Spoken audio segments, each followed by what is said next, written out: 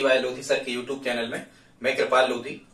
आज हम आपको बताने वाले हैं मध्य प्रदेश, एक तो मध्य प्रदेश के उपनाम कि मध्य प्रदेश को और किन किन नामों से जाना जाता है।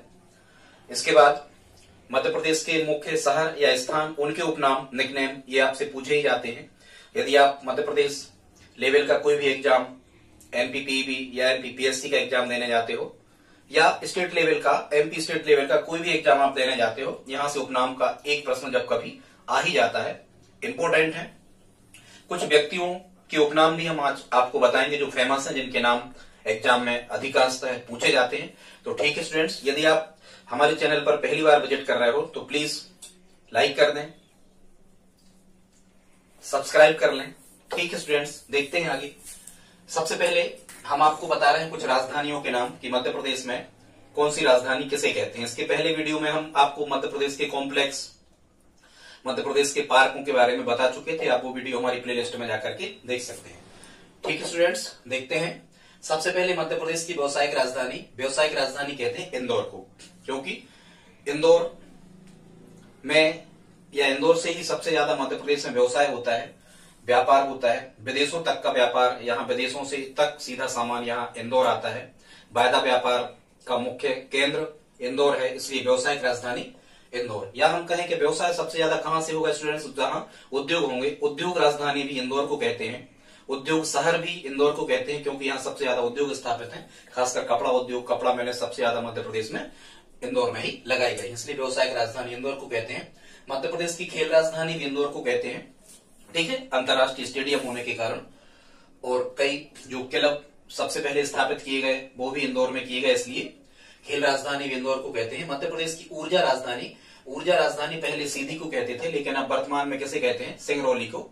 तो मध्य प्रदेश की ऊर्जा राजधानी सिंगरौली को, कोयला बहुत ज्यादा होने के कारण और ताप विद्युत ग्रह होने के कारण ऊर्जा राजधानी सिंगरौली को कहते हैं। इसके बाद मध्य प्रदेश की सांस्कृतिक राजधानी जबलपुर, मध्य प्रदेश की सांस्कृतिक राजधानी जबलपुर, और मध्य प्रदेश की संस्कार धानी भी कहा जाए तो जबलपुर।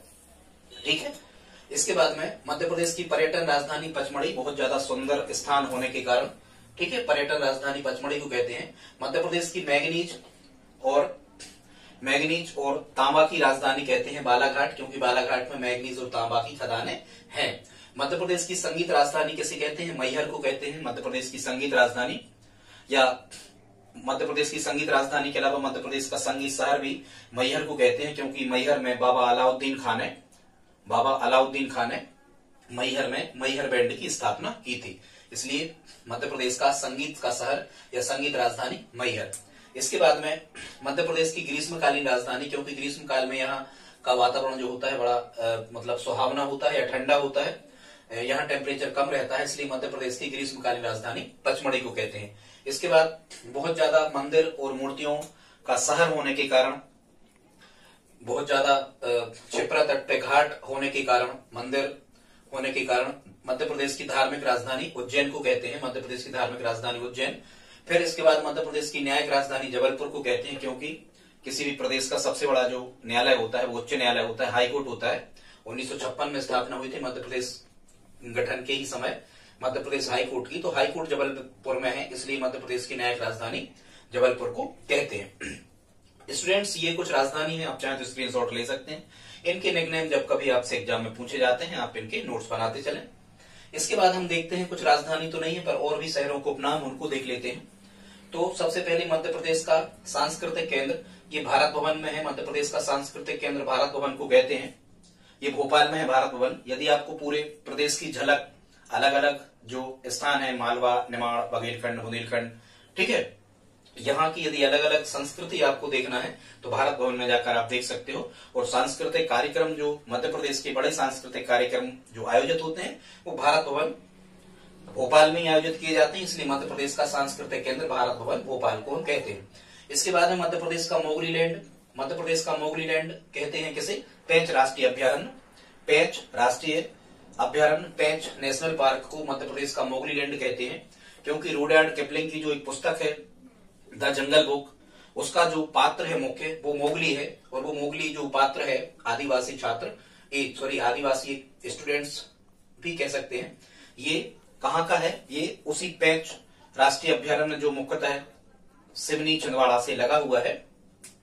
तो मध्य प्रदेश का मोगली लैंड किसे कहते हैं? पेंच। हालांकि पेंच एक नदी का नाम है, नदी का नाम भी वहां पेंच नदी बहती है। इसके बाद मध्य प्रदेश का स्विट्जरलैंड सागर को कहते हैं। मध्य प्रदेश के एक तो ये मध्य में भी पड़ता है और बहुत ज्यादा सुंदर होने के कारण, तालाब होने के कारण और झील आदि होने के कारण मध्य प्रदेश का स्विट्जरलैंड सागर को कहते हैं। मध्य प्रदेश की डायमंड सिटी पन्ना को कहते हैं। आप जानते हो पन्ना मझुआ में हीरे की खदानें हैं, तो मध्य प्रदेश का हीरा शहर पन्ना। पन्ना में हीरा पाए जाते हैं। हालांकि हीरा भारत में सबसे ज्यादा मध्य प्रदेश में पाए जाते हैं, इसलिए मध्य प्रदेश को डायमंड स्टेट या हीरा राज्य भी कहते हैं। हालांकि मध्य प्रदेश में हीरा सबसे ज्यादा पन्ना में पाए जाते हैं, ऐसे याद रखो, हीरा पन्ना ऐसे। ठीक है। इसके बाद में है राजा भोज की नगरी। तो ये राजा भोज की नगरी कहाँ है? राजा भोज की नगरी धार को कहते हैं। धार एक जिला है, एक स्थान है धार। धार के अंतर्गत मांडू भी आता है, सिटी ऑफ जॉय। ठीक है। तो राजा भोज की नगरी धार को कहते हैं, क्योंकि धार जो शहर है ये राजा भोज ने ही बसाया था। इसके बाद में महलों की नगरी भी धार को कहते हैं। आनंद की नगरी या सिटी ऑफ जॉय भी धार को कहते हैं। यदि धार आपके ऑप्शन में नहीं आता तो मांडू आता है, यहाँ मांडू धार के अंतर्गत आता है। ठीक है। धार जिला है, मांडू उसके अंतर्गत आता है। मध्य प्रदेश में कपड़ों का शहर किसे कहते हैं? इंदौर को कहते हैं, क्योंकि इंदौर में बहुत ज्यादा कपड़ों की मिलें लगाई गई हैं मध्य प्रदेश में। ठीक है। मध्य प्रदेश में सबसे ज्यादा कपड़ा इंदौर के आसपास ही बनता है, रेडीमेड भी और कपड़ा भी। ठीक है। इसके बाद में सफेद शेरों की भूमि। सफेद शेर कहाँ पाए जाते हैं? रीवा। ठीक है। जो रीवा और पन्ना से लगा हुआ जो क्षेत्र है, पन्ना राष्ट्रीय उद्यान, तो सफेद शेरों की भूमि किसे कहते हैं? रीवा को कहते हैं। रीवा में सफेद शेर पाए जाते हैं। आगे देखते हैं, मध्य प्रदेश में सुनहरे जिले के नाम से फेमस है खरगोन खंडवा। इनको सुनहरे जिले कहते हैं। अफीम होने के कारण इनको यहाँ गांजा होता है खंडवा में और अफीम होती है खरगोन में। तो अफीम और गांजा होने के कारण इनको मध्य प्रदेश के सुनहरे जिले कहते हैं। जब भी कभी आपको प्रश्न आए मध्य प्रदेश के सुनहरे जिले, तो आपको कहना है, क्या कहना है? खंडवा खरगोन। ठीक है स्टूडेंट्स, खरगोन खंडवा या खंडवा खरगोन। इसके बाद में पूर्व का जिब्राल्टर। तो स्टूडेंट्स, भारत का जिब्राल्टर कहें या पूर्व का जिब्राल्टर कहें, ग्वालियर के किले को पूर्व का जिब्राल्टर या भारत का जिब्राल्टर कहा जाता है। अब चूंकि ये जिब्राल्टर जो शब्द है ये यूरोप में जो ब्रिटिश थल सेना है और ब्रिटिश नौसेना है, इसका एक मुख्यालय है, जिसे भेद पाना विश्व के कई देशों ने प्रयास किया पर उसे वो नहीं भेद पाए। इस कारण से किलानुमा आकृति है ये। इस कारण से भारत का जिब्राल्टर या पूर्व का जिब्राल्टर ग्वालियर के किले को कहते हैं। राजा सूरज सेन द्वारा इसका निर्माण किया गया था। आगे देखते हैं, मध्य भारत का और उत्तर भारत का सोमनाथ। कभी कभी प्रश्न आता है कि मध्य प्रदेश में मध्य भारत का सोमनाथ और उत्तर भारत का सोमनाथ किसे कहते हैं? तो स्टूडेंट्स, मध्य भारत का सोमनाथ और उत्तर भारत का सोमनाथ कहते हैं भोजपुर का शिव मंदिर। किसे कहते हैं? भोजपुर का शिव मंदिर। ये है तो विदिशा के पास में, लेकिन ये कहाँ आता है? ये आता है रायसेन जिले में। भोजपुर का शिव मंदिर, जिसे उत्तर भारत का और मध्य भारत का सोमनाथ कहते हैं। सोमनाथ तो हालांकि ये गुजरात साइड है। ठीक है। तो मध्य भारत का सोमनाथ या हम कहें उत्तर भारत का सोमनाथ, भोजपुर का शिव मंदिर। और किसने बनवाया था? जैसे कि यहाँ भोज शब्द लिखा है, राजा भोज, परमार वंश के प्रतापी शासक राजा भोज, धार नगरी उन्होंने बसाई और ये मंदिर बनवाया, भोजपुर का शिव मंदिर। इसके बाद में अहिल्या नगरी, चूंकि अहिल्याबाई होलकर एक बहुत ज्यादा प्रसिद्ध रानी हुई है, कहाँ की? इंदौर की। तो अहिल्या नगरी किसे कहते हैं? इंदौर को कहते हैं, क्योंकि इंदौर जो शहर था वो अहिल्याबाई होलकर ने ही बसाया, इसलिए अहिल्या नगरी इंदौर को हम कहते हैं। इसके बाद चलते हैं तो पवित्र नगरी। पवित्र नगरी, चूंकि मंदिर मूर्तियां बहुत ज्यादा हैं उज्जैन में। ठीक है। यहाँ उज्जैन में भगवान श्री कृष्ण, बलदाव और सुदामा ने यहाँ शिक्षा ग्रहण की थी। ठीक है। सांदीपनी आश्रम में, सांदीपनी उनके गुरु का नाम था। तो ऐसे ही ये मध्य प्रदेश की जो पवित्र नगरी है ये उज्जैन को कहते हैं। कुंभ भी लगता है हर 12 वर्ष में यहाँ, तो मध्य प्रदेश की कुंभ नगरी भी उज्जैन को कहते हैं। और यहाँ चूंकि चंद्रगुप्त विक्रमादित्य द्वितीय जो गुप्त वंश के प्रतापी शासक हुए, सिंहासन बत्तीसी जैसी कहानी इनके बारे में कही जाती है। कालिदास चंद्रगुप्त विक्रमादित्य द्वितीय के 9 रत्नों में से एक रत्न थे। ठीक है। तो उन्हीं के 9 रत्नों में से एक रत्न थे बराह मेहर, जो बहुत ज्यादा खगोल शास्त्र ज्योतिष के ज्ञाता थे। तो उन्हीं ने ये खोज करी थी। इसलिए मंगल ग्रह की जन्मभूमि किसे कहते हैं? मंगल ग्रह की जन्मभूमि भी किसे कहते हैं? हम उज्जैन को ही कहते हैं। ठीक है। इसके बाद में है भारत का ड्रेटाइट। तो भारत का ड्रेटाइट कहते हैं हम पीथमपुर को स्टूडेंट्स। और ये जो ड्रेटाइट है ये अमेरिका का ऑटोमोबाइल्स बनाने का, मतलब वाहन आदि और उनके पार्ट्स बनाने का बहुत बड़ा हब है, बहुत बड़ा स्थान है, बहुत बड़ा शहर है, कारखाने हैं। कहाँ? डेट्रॉइट में, अमेरिका में। अब अपने यहाँ सबसे ज्यादा मोटर वाहन, इंजन वगैरह या उनके पार्ट्स कहाँ बनाए जाते हैं? अपने यहाँ बनाए जाते हैं पीथमपुर में। और पीथमपुर किस जिले में आता है? धार जिले में। इसलिए भारत का डेट्रॉइट किसे कहते हैं? पीथमपुर को कहते हैं। ठीक है, यदि कभी प्रश्न आ जाता है भारत का प्रथम सूखा बंदरगाह है, तो इसी को कहते हैं पीथमपुर को। सूखा बंदरगाह मतलब बंदरगाह जैसी कंडीशन रहती है जैसे बंदरगाह पर बहुत ज्यादा माल रखा होता है आने ले जाने के लिए, इसी प्रकार से यहाँ बहुत ज्यादा फैक्ट्रीज हैं। कहाँ? पीथमपुर में। तो बंदरगाह जैसा ही नजारा यहाँ होता है, बहुत ज्यादा माल सामान दूसरे देशों को जाने, समुद्र तट पर जाने के लिए, रेलों में जाने के लिए, वाहनों से जाने के लिए, निर्यात करने के लिए रखा होता है, निर्मित सामान, कच्चा माल रखा होता है। इसलिए इसे प्रथम सूखा बंदरगाह कहते हैं। किसे? पीथमपुर को। किस जिले में? धार जिले में आता है पीथमपुर, याद रखें। मध्य प्रदेश का दूसरा सूखा बंदरगाह पूछा जाता है तो ये मालनपुर को कहते हैं स्टूडेंट्स। और ये मालनपुर कहाँ है? भिंड में है। भिंड का औद्योगिक नगर है मालनपुर। कभी आ जाए आपको कि भिंड का औद्योगिक नगर क्या है, तो मालनपुर है। ठीक है, आगे देखते हैं पर्यटकों का स्वर्ग किसे कहते हैं? तो पर्यटकों का स्वर्ग भी पचमढ़ी को कहते हैं, क्योंकि मध्य प्रदेश में जो पचमढ़ी है होशंगाबाद जिले में, पचमढ़ी हिल स्टेशन भी है, मध्य प्रदेश का एकमात्र हिल स्टेशन भी है पचमढ़ी में। पचमढ़ी को पर्यटकों का स्वर्ग कहते हैं क्योंकि ये बहुत ज्यादा पहाड़ियों से घिरा हुआ मध्य प्रदेश का बहुत ही सुंदर स्थान है। इस कारण से पर्यटकों का स्वर्ग किसे कहते हैं? पचमढ़ी को कहते हैं। इसके बाद में झीलों की नगरी किसे कहते हैं? तो मध्य प्रदेश में झीलों की नगरी कहते हैं भोपाल को, क्योंकि भोपाल में सबसे ज्यादा झीलें हैं मध्य प्रदेश में। भोपाल शहर में सबसे ज्यादा झीलें हैं मध्य प्रदेश में, इसलिए झीलों की नगरी हम किसे कहते हैं? भोपाल को कहते हैं। इसके बाद में अभी हमने आपको बताया था कि मध्य प्रदेश की संगीत नगरी किसे कहते हैं? संगीत नगरी मैहर को कहते हैं। हालांकि मैहर अब 2021 की हम चर्चा कर रहे हैं, 2021 में मैहर जिला बन चुका है। ठीक है, इसे संगीत नगरी इसलिए कहते हैं, कभी कभी यहाँ से प्रश्न आता है कि बाबा अलाउद्दीन खान ने अलाउद्दीन बैंड की स्थापना किस स्थान पर की थी मध्य प्रदेश के? तो अलाउद्दीन बैंड, बैंड माने कहलाता है म्यूजिशियंस, बहुत ज्यादा बजाने वाले जो होते हैं उनका समूह, उसे हम बैंड कहते हैं। तो अलाउद्दीन बैंड की स्थापना बाबा अलाउद्दीन ने कहाँ करी थी? मैहर में। तो संगीत नगरी इसीलिए मैहर को कहा जाता है। इसके बाद में तानसेन नगरी, तानसेन नगरी किसे कहते हैं? ग्वालियर को कहते हैं। हालांकि ग्वालियर में तानसेन का मकबरा ही है। ठीक है, मकबरा नहीं है, ग्वालियर में तानसेन की समाधि है। ठीक, सबसे बड़ी समाधि है मध्य प्रदेश में ये। तानसेन की समाधि कहाँ है? ग्वालियर में है। और ये ग्वालियर के पास के ही गांव से अकबर इनको उठा करके ले गया था। ठीक है, इस कारण से तानसेन नगरी किसे कहते हैं? ग्वालियर को कहते हैं। गेहूं का भंडार किसे कहते हैं? गेहूं का भंडार कहते हैं मालवा के क्षेत्र को स्टूडेंट्स। यहाँ सरबती गेहूं होता है बहुत ज्यादा। गेहूं का भंडार मालवा क्षेत्र पर सरबती गेहूं होता है, बहुत ज्यादा फूलती हैं इसकी रोटियां, स्वादिष्ट लगती हैं इसकी रोटियां। सरबती गेहूं पाया जाता है मालवा में। और मालवा का क्षेत्र क्या कहलाता है मध्य प्रदेश में? इंदौर, धार, रतलाम, देवास। ठीक है, ये वाला क्षेत्र क्या कहलाता है? मालवा के जिले लगभग ये कहलाते हैं। इसके बाद है मध्य प्रदेश की चूना नगरी कटनी। कटनी में सबसे ज्यादा चूना होता है। ठीक है, वैसे ही गाल वगैरह कट जाते, चूना ज्यादा खा ले तो ऐसे तो आप याद रख ही सकते हो। मध्य प्रदेश की चूना नगरी कटनी को कहते हैं क्योंकि चूना यहाँ बुझाया जाता है, चूना यहाँ सबसे ज्यादा बनाया जाता है। इसके बाद देखते हैं मध्य प्रदेश की सीमेंट नगरी, सतना को कहते हैं। प्रथम कारखाने से लगा करके सबसे ज्यादा जो सीमेंट के कारखाने वो सतना में लगाए गए हैं, इसलिए मध्य प्रदेश की सीमेंट नगरी हम किसे कहते हैं? सतना को कहते हैं। आगे देखते हैं मध्य प्रदेश की मैग्नीज नगरी, अभी बता दिया था, फिर से लग गया। मध्य प्रदेश की मैग्नीज नगरी और तांबा नगरी किसे कहते हैं? बालाघाट को कहते हैं। बालाघाट में तांबा और मैग्नीज की खदानें हैं। आगे हम देखते हैं मध्य प्रदेश का मुंबई, मध्य प्रदेश का मुंबई या फिर मिनी मुंबई। मध्य प्रदेश का मुंबई या मिनी मुंबई किसे कहते हैं? इंदौर को कहते हैं। बहुत बड़ा शहर होने के कारण, जनसंख्या सबसे ज्यादा होने के कारण, जैसे विश्व भारत में सबसे ज्यादा जनसंख्या वाला शहर कौन सा है? तो मुंबई है। मुख्य देखिए मुंबई, कलकत्ता, दिल्ली, चेन्नई, 4 घटते क्रम में ये शहर है भारत में जनसंख्या के। तो मध्य प्रदेश का मुंबई किसे कहते हैं? इंदौर को कहते हैं। वैसे सबसे ज्यादा जनसंख्या यहाँ मध्य प्रदेश में देखा जाए तो इंदौर की है, दूसरे नंबर पे जबलपुर, तीसरे नंबर पे सागर और चौथे पे भोपाल आने लगा है। ठीक है, घटते क्रम में। तो मध्य प्रदेश का मुंबई या मिनी मुंबई इंदौर को कहते हैं।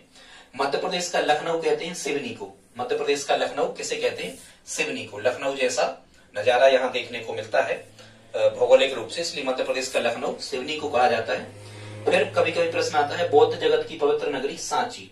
बौद्ध जगत की पवित्र नगरी किसे कहते हैं? सांची को कहते हैं। स्टूडेंट्स, जो ये सांची है ये बौद्ध धर्म से संबंधित है। और मध्य प्रदेश में जो विश्व यूनेस्को की विश्व धरोहर में जो 4 हो गए, उन भी हो गए हैं जैन धर्म से संबंधित 4 हो गए हैं, पर ये सांची जो है ये यूनेस्को की विश्व धरोहर में ये शामिल है। सांची है तो विदिशा के पास में, लेकिन याद रखना स्टूडेंट्स, ये सांची जो है रायसेन जिले में आता है। सांची कहाँ आता है? रायसेन जिले में आता है। यहाँ बौद्ध स्तूप है। बौद्ध जगत की पवित्र नगरी किसे कहते हैं? सांची को कहते हैं। ठीक है, बौद्ध जगत की पवित्र नगरी सांची को कह सकते हैं। यदि आप ये याद नहीं हो पा रहा है, आप केवल हमारी आवाज को सुन लें, ईयरफोन लगा के भी आप सुन लें, तो ये सब चीजें आपको आसानी से याद हो जाने वाली हैं स्टूडेंट्स। और यहाँ से प्रश्न आते ही हैं, आप यदि मध्य प्रदेश का कोई भी एग्जाम देते हो तो। आगे हम देखते हैं शैल चित्रकला की नगरी। क्योंकि शैलाश्रय, विश्व का सबसे बड़ा शैलाश्रय कहाँ पाया गया है? भीमबेटका की गुफाओं में पाया गया है। ये भारत की सबसे प्राचीन गुफाएं हैं, भीमबेटका की गुफाएं।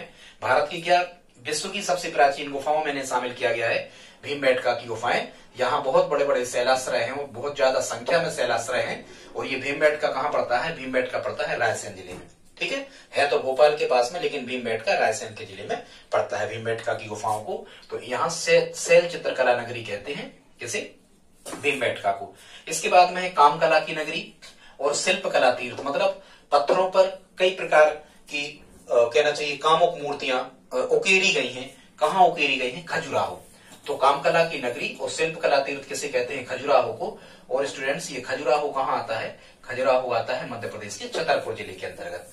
खजुराहो कहाँ आता है? मध्य प्रदेश के छतरपुर जिले के अंतर्गत। आगे हम देखते हैं महाकाल की नगरी। यहाँ बाबा महाकाल है, शंकर जी का एक विशाल मंदिर यहाँ पर बनाया गया है। कहाँ? उज्जैन में। तो महाकाल की नगरी और मध्य प्रदेश में मंदिर मूर्तियों का शहर। बहुत ज्यादा मंदिर और मूर्तियां यहाँ पर है। कहाँ? उज्जैन में। ठीक है, कापित्य का गुरुकुल है, चंपा की बावड़ी है, कालियादह मंदिर है, 64 योगिनी मंदिर है, गणेश जी का मंदिर है। बहुत सारे मंदिर यहाँ पर हैं, इसलिए मंदिर मूर्तियों का शहर भी किसे कहते हैं? उज्जैन को। ठीक है, जंतर मंतर है, बहुत सारी चीजें हैं यहाँ। तो मंदिर मूर्तियों का शहर हम कैसे कहते हैं? उज्जैन को। भाई उसे क्यों कहेंगे जहां कुंभ लगता है, मंदिर मूर्तियों का शहर। आगे हम देखते हैं मध्य प्रदेश की साड़ी नगरी या साड़ी शहर। तो कहाँ की साड़ी फेमस है मध्य प्रदेश में? महेश्वर की। कहाँ की साड़ी फेमस है स्टूडेंट्स? महेश्वर की साड़ी फेमस है मध्य प्रदेश में। और महेश्वर किस जिले में आता है? महेश्वर आता है खरगोन जिले में। महेश्वर किस जिले में आता है? खरगोन जिले में। तो साड़ी शहर किसे कहते हैं हम? महेश्वर को कहते हैं। आगे हम देखते हैं मध्य प्रदेश की उद्योग नगरी। अभी हमने आपको बताया था मध्य प्रदेश में सबसे ज्यादा उद्योग कहाँ है? इंदौर में है या इंदौर के आसपास लगाए गए हैं। तो मध्य प्रदेश की उद्योग नगरी किसे कहते हैं? इंदौर को कहते हैं। इसके बाद में सेव और अंगूर की कृषि कहाँ की जाती है? अपन कहते हैं रतलामी सेव। तो मध्य प्रदेश की सेव नगरी और अंगूर नगरी किसे कहते हैं? रतलाम को। रतलाम चूंकि खुद एक जिला है, तो मध्य प्रदेश की सेव नगरी और अंगूर नगरी किसे कहते हैं? रतलाम को कहते हैं। फिर लघु वृंदावन, चूंकि ये वृंदावन तो ये उत्तर प्रदेश में है, मथुरा जिला, पर लघु वृंदावन किसे कहते हैं? दतिया। लघु वृंदावन किसे कहते हैं? दतिया को। दतिया में ऐसे मंदिर इस प्रकार से दतिया में बनाए गए हैं जैसे वृंदावन में बने होते हैं। तो लघु वृंदावन दतिया को कहते हैं। इसके बाद में है चौराहों का शहर। तो देखो यहाँ चौराहों के 4 लिखे हैं, यहाँ नौगांव के 9 लिखे हैं। चौराहों का शहर किसे कहते हैं? नौगांव को, ज्यादा चौराहे होने के कारण। ठीक है, चौराहों का शहर किसे कहते हैं? नौगांव को कहते हैं चौराहों का शहर। हाँ, हालांकि यहाँ 4 लाइन भी चौराहे से कट कर निकली हुई है, देख लेना आप जो भी हो। चौराहों का शहर किसे कहते हैं? नौगांव को कहते हैं। और ये नौगांव कहाँ आता है? छतरपुर में आता है। नौगांव कहाँ आता है? छतरपुर में। बीहड़ नगरी किसे कहते हैं? चंबल को। ठीक है, बीहड़ नगरी या बीहड़ शहर किसे कहते हैं? चंबल को। मतलब चंबल के आसपास के जो स्थान है, जैसे ग्वालियर है, ठीक है, या भिंड है, या मुरैना है, या शिवपुर है, ये वाला क्षेत्र क्या कहलाता है? बीहड़ शहर कहलाते हैं। इसके बाद में गेटवे ऑफ दक्कन, कभी आपने सुना होगा दक्कन का पठार जो मुख्यतः महाराष्ट्र, मध्य प्रदेश, ठीक है, आदि, मतलब खासकर महाराष्ट्र, मध्य प्रदेश से जो झारखंड आदि से जो लगा हुआ जो क्षेत्र है, उसे हम कहते हैं दक्कन का पठार। तो गेटवे ऑफ दक्कन किसे कहते हैं? असीरगढ़ का किला। गेटवे ऑफ दक्कन किसे कहते हैं? असीरगढ़ का किला। क्योंकि जो भी शासक, प्राचीन काल में जो भी शासक, राजा महाराजा दक्षिण को जीतना चाहता था, मतलब तमिलनाडु साइड, महाराष्ट्र साइड के राज्यों को जीतना चाहता था, उन पर यदि चढ़ाई करना चाहता था, तो उसके लिए असीरगढ़ के किले को ही जीतते हुए निकलना पड़ता था। यहीं से पूरी सेना को वहां प्रवेश करवाया जाता था। ठीक है, इसलिए गेटवे ऑफ दक्कन किसे कहते हैं? असीरगढ़ का किला। और असीरगढ़ का किला कहाँ है? बुरहानपुर जिले में। असीरगढ़ का किला कहाँ है? बुरहानपुर जिले में असीरगढ़ का किला। गेटवे ऑफ दक्कन, असीरगढ़ का किला। इसके बाद में नवाबों का शहर, चूंकि यहाँ मुस्लिम शासकों का राज्य रहा है, आजादी के पहले ही से आजादी के बाद तक भी। तो नवाबों का शहर किसे कहते हैं? भोपाल को कहते हैं, नवाबों का शहर भोपाल। इसके बाद में गंजेड़ियों का स्वर्ग किसे कहते हैं? बुरहानपुर को कहते हैं।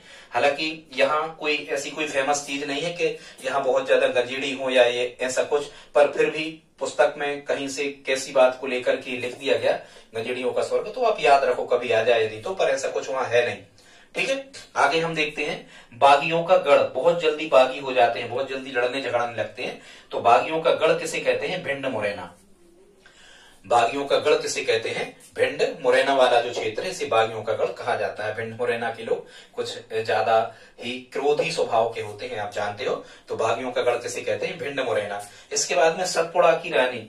सतपुड़ा का जो जंगल है वो मुख्यतः होशंगाबाद, पचमढ़ी, हरदा, बैतूल, बालाघाट, छिंदवाड़ा वाला जो क्षेत्र है वो सतपुड़ा कहलाता है। तो सतपुड़ा की जो रानी है, सतपुड़ा की रानी हम किसे कहते हैं? पचमढ़ी को कहते हैं सतपुड़ा की रानी। इसके बाद में कोयले का भंडार किसे कहते हैं? सोहागपुर। कोयले का भंडार किसे कहते हैं स्टूडेंट्स? कोयले का भंडार कहा जाता है सोहागपुर का कोयला क्षेत्र। कभी कभी एग्जाम में ऐसा पूछा जाता है कि सोहागपुर, यहाँ सबसे ज्यादा कोयला पाया जाता है, सबसे ज्यादा कोयला मध्य प्रदेश का। कोयले का भंडार कहाँ है? सोहागपुर। सोहागपुर किस जिले में आता है? शहडोल में, याद रखना। सोहागपुर किस जिले में आता है? शहडोल में। सा से सोहागपुर और सा से शहडोल। इसके बाद में किलों का रत्न, किस ग्वालियर के किले को किलों का रत्न कहा जाता है? अब इन शहरों के उपनाम यदि आपको याद हो जाते हैं तो अब हम आगे देखते हैं। यहाँ हमने आपको बताने का प्रयास किया है मध्य प्रदेश के कुछ खास जो व्यक्तित्व रहे हैं, कुछ खास फेमस व्यक्ति रहे हैं, उनके बारे में हमने आपको यहाँ पर बताने का प्रयास किया है। इनको देख लेते हैं स्टूडेंट्स।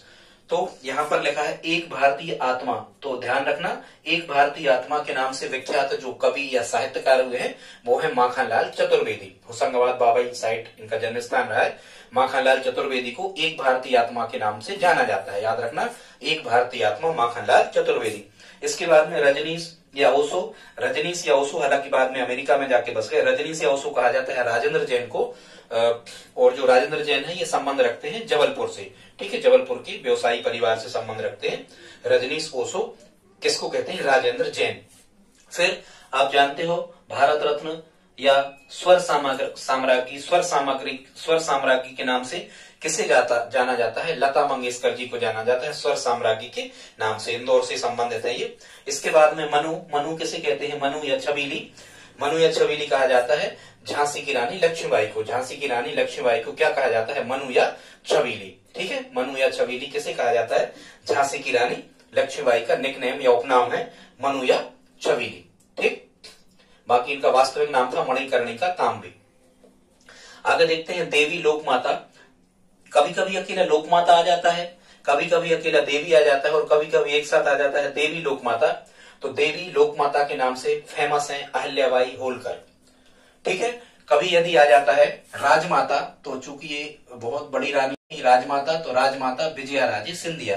राजमाता विजयाराजे सिंधिया, लोक माता अहिल्याबाई होलकर। डिफरेंस याद रखें, कोई लॉजिक लगा के। इसके बाद में हम देखते हैं मध्य प्रदेश के विधि पुरुष। मध्य प्रदेश के विधि पुरुष, विधि मतलब कानून की बहुत ज्यादा ज्ञाता, तो इसमें नाम आता है मध्य प्रदेश के विधि पुरुष पंडित कुंजीलाल दुबे। ये मध्य प्रदेश के पहले विधानसभा अध्यक्ष भी रहे हैं, पंडित कुंजीलाल दुबे मध्य प्रदेश के विधि पुरुष। इसके बाद में आधुनिक चाणक्य। आधुनिक चाणक्य के नाम से किसे जाना जाता है? पंडित द्वारका प्रसाद। आधुनिक चाणक्य के नाम से किसे जाना जाता है? पंडित द्वारका प्रसाद। क्योंकि 2 बार मुख्यमंत्री मध्य प्रदेश के बन चुके थे, तीसरी बार भी बनने वाले थे, कुछ विवाद के कारण वो तीसरी बार मध्य प्रदेश के मुख्यमंत्री नहीं बन पाए।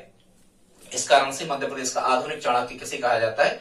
पंडित द्वारका प्रसाद। आगे बुलडोजर के नाम से आप जानते हो, अतिक्रमण हटवाने के कारण बाबूलाल जी गौर, इनको बुलडोजर की उपाधि कहीं से किसी ने दे दी, पर ये सब ठीक नहीं है। फिर आगे हम देखते हैं कठिन काव्य का प्रेत। कठिन काव्य का प्रेत कहा जाता है साहित्यकार केशवदास को। कठिन काव्य का प्रेत किसे कहा जाता है? साहित्यकार केशवदास। कठिन काव्य का प्रेत केशवदास। विज्ञान पुरुष, मध्य प्रदेश का विज्ञान पुरुष कैसे कहा जाता है? अनिल काकोड़कर। मध्य प्रदेश का विज्ञान पुरुष अनिल काकोड़कर। मध्य प्रदेश का व्याकरणाचार्य या संस्कृत व्याकरण के जनक या व्याकरण का पिता पाणिनि। मध्य प्रदेश में व्याकरणाचार्य के नाम से किसे जाना जाता है? पाणिनि। ये व्याकरण के भी जनक कहे जाते हैं, ये संस्कृत व्याकरण के भी जनक कहे जाते हैं। इन्हें व्याकरण का पिता, फादर ऑफ ग्रामर भी कहते हैं, किसे? पाणिनि। इसके बाद में है मध्य प्रदेश का मंगल पांडे, मध्य प्रदेश का मंगल पांडे कहा जाता है चैन से, कुंवर चैन से। मध्य प्रदेश का मंगल पांडे किसे कहा जाता है, सीहोर से संबंधित है। मध्य प्रदेश का मंगल पांडे किसे कहा जाता है, चैन से। ठीक है, जैसे मंगल पांडे 1857 क्रांति के प्रथम शहीद थे, तो यहाँ 1857 की क्रांति के प्रथम शहीद कुंवर चैन से को कहा जाता है। ठीक है, कुंवर चैन से, सीहोर, दशहरा बाग मैदान बताएंगे कभी। इसके बाद में संगीत सम्राट के नाम से कौन विख्यात है मध्य प्रदेश में, संगीत सम्राट कहा जाता है तानसेन को। संगीत सम्राट किसे कहा जाता है, तानसेन को। मध्य प्रदेश का सब में मध्य प्रदेश लगा लेना, मध्य प्रदेश में इस टाइप के ऐसे। मध्य प्रदेश में संगीत सम्राट किसे कहा जाता है, तानसेन को। इसके बाद में भारत का शेक्सपियर, शेक्सपियर ब्रिटिश लेखक थे। भारत का शेक्सपियर किसे कहते हैं, कालिदास को कहते हैं स्टूडेंट्स। भारत का शेक्सपियर किसे कहते हैं, कालिदास को कहते हैं भारत का शेक्सपियर। और किस रचना के कारण कहते हैं, अभिज्ञान शाकुंतलम, विश्व की सर्वश्रेष्ठ नाटकों में शामिल है अभिज्ञान शाकुंतलम। इसे विश्व का सर्वश्रेष्ठ नाटक माना जाता है अभिज्ञान शाकुंतलम। ठीक है, राजा दुष्यंत कुमार और रानी शकुंतला के प्रेम प्रसंग का वर्णन है अभिज्ञान शाकुंतलम के कारण इन्हें भारत का शेक्सपियर कहा जाता है, किसे, कालिदास को। ठीक है, और चंद्रगुप्त विक्रमादित्य के जो उज्जैन के शासक थे, गुप्त शासक, इनके 9 रत्नों में शामिल थे कालिदास। इसके बाद में शहीद कहा जाता है मध्य प्रदेश में, शहीद के नाम से फेमस या शहीद के नाम से विख्यात है चंद्रशेखर आजाद। ठीक है, झाबुआ जिले के भावरा गांव में इनका जन्म हुआ था। हालांकि अब वो भावरा गांव अलीराजपुर जिले में लगता है, तो अलीराजपुर संबंधित है। इसके बाद में रामगढ़ की झांसी की रानी, रामगढ़ की झांसी की रानी कहते हैं, रामगढ़ की झांसी की रानी कहते हैं अवंतीबाई लोधी। किसे, अवंतीबाई लोधी को रामगढ़ की झांसी की रानी के नाम से जाना जाता है, मंडला जिले से रिलेट होती है। इसके बाद में भाजपा के पितृपुरुष कुशाभाऊ ठाकरे जी को कहा जाता है। ठीक है, इसके बाद में दादा मुनि, ये खंडवा से संबंधित थे, दादा मुनि अशोक कुमार को कहा जाता है। ठीक है, मध्य प्रदेश में कैप्टन कहा जाता है सैयद मुश्ताक अली को, क्रिकेट खिलाड़ी रहे कैप्टन सैयद मुश्ताक अली। ठीक है, ताई कहा जाता है सुमित्रा महाजन जी को, ताई सुमित्रा महाजन, ताई कहते हैं, ताई के नाम से सुमित्रा महाजन। मध्य प्रदेश में शायद देख लें लगभग 8 बार से सांसद रहने का रिकॉर्ड इनके नाम है, लोकसभा अध्यक्ष भी नहीं है। इसके बाद में सरोद सम्राट, सरोद सम्राट कहा जाता है, इंदौर से हैं, ताई जो है इंदौर से चुनाव लड़ती थी, सांसद रही। सरोद सम्राट कहा जाता है बाबा अलाउद्दीन खां को, सरोद सम्राट बाबा अलाउद्दीन खां, सरोद बजाने में माहिर थे, तो सरोद सम्राट कहा जाता है अलाउद्दीन खां को। इसके बाद में गोली, गोली कहा जाता है शंकर लक्ष्मण को। गोली किसे कहा जाता है, शंकर लक्ष्मण को। भारतीय हॉकी टीम के पहले खिलाड़ी थे, पहले कप्तान भी रहे ये। शंकर लक्ष्मण को क्या कहा जाता है, गोली, याद रखना, शंकर लक्ष्मण को गोली। वैसे ही लक्ष्मण जी को गोली लग गई थी, देखा होगा आपने रामायण में, बाण लग गया था ना, गोली समझ लो से। मालवा का कबीर किसे कहते हैं, संत सिंगाजी, संत सिंगाजी को कहते हैं मालवा का कबीर, कबीर, मालवा का कबीर संत सिंगाजी। इसके बाद में दादा, दादा किसे कहते हैं, लक्ष्मण सिंह ठाकुर या लक्ष्मण सिंह गोड़ को क्या कहते हैं, दादा कहते हैं। ठीक है, आगे हम देखते हैं मध्य प्रदेश के उपनाम यहाँ पर लिखे हैं कि मध्य प्रदेश को और किन किन नामों से जाना जाता है। तो सीपी भी कहते थे, अंग्रेजों के टाइम पीरियड पर मध्य प्रदेश को सीपी कहा जाता था, सेंट्रल प्रोविंस, क्या कहते थे, सेंट्रल प्रोविंस, या फिर क्या कहते थे, बरार भी कहते थे, इसे हृदय प्रदेश भी कहते हैं, इसे लघु भारत भी कहते हैं। मध्य प्रदेश भारत का एकमात्र ऐसा राज्य है जहां से सबसे ज्यादा नदियां निकलती हैं, सबसे ज्यादा नदियों का उद्गम होता है, इसलिए नदियों का मायका भी मध्य प्रदेश को कहते हैं। सोयाबीन सबसे ज्यादा होने के कारण सोया राज्य कहते हैं, हीरा सबसे ज्यादा होने के कारण हीरा राज्य कहते हैं, इसे सीपी या सेंट्रल प्रोविंस भी कहते थे अंग्रेजों के टाइम पे। टाइगर एक समय सबसे ज्यादा थे, इसलिए इसे बाघ, इसलिए इसे टाइगर स्टेट भी कहते थे। और मध्य में स्थित होने के कारण मध्य भारत, और बीच में स्थित होने के कारण भारत का दिल भी इसे कहा जाता है, किसे, मध्य प्रदेश को। ठीक है स्टूडेंट्स, यदि आपको हमारा पढ़ाने का तरीका और ये वीडियो यदि आपको पसंद आया हो तो प्लीज लाइक कर दें, शेयर कर दें, सब्सक्राइब कर लें हमारे चैनल को, क्योंकि यहाँ से प्रश्न आते ही हैं। बहुत इंपॉर्टेंट फैक्ट हमने आपको बताए, इतने शायद हमें विश्वास है इतने आपको इकट्ठे एक जगह किसी वीडियो में नहीं मिलेंगे। धन्यवाद।